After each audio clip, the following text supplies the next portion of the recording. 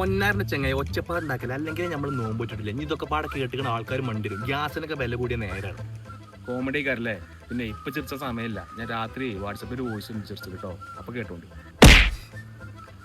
എന്നാലും ഞാൻ അതല്ല ആലോചിക്കണേ, ഓളെ വാപ്പാനോട് എന്തു പറഞ്ഞാലും ഞാൻ ആലോചിക്കണേ. ആരെ വാപ്പാനോട്?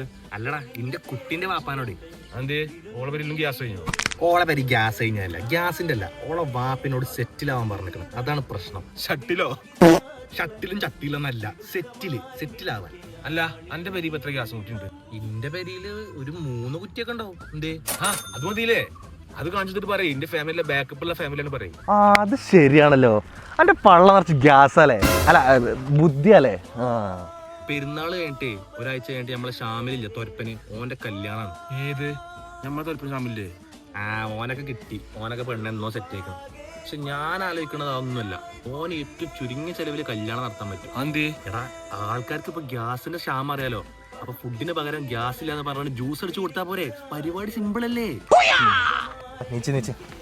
അല്ലേ എന്ത് എന്തായാലും ഇപ്പൊ തൊലപ്പം ഷാമിലിന്റെ കല്യാണം ഉണ്ടല്ലോ, അപ്പൊ ഇന്റതും അതിന്റെ ഇടയിൽ കൂടെ നടത്തിയാലോ ആലോചിച്ചാണ്. കാരണം എന്താ അറിയോ, ഇപ്പൊ ഗ്യാസിന് ചെലവായോണ്ട് നൈസിൽ പരിപാടി എടുത്താലോ. ഗ്യാസിന് ചെലവ് എന്റെ ആദ്യം പള്ളന്റെ അടുത്ത ഗ്യാസ് തീർക്കാൻ നോക്കി, സൂചിന്റെ ഓട്ടോ എത്താൻ നോക്കുന്നുണ്ടെങ്കിൽ ആ ഗ്യാസ് ഒന്ന് പോട്ടെ.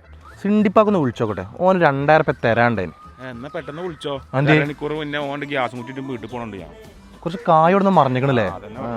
വിരുന്നു നീ ഒരുക്കിയോ പെണ്ണാളെ.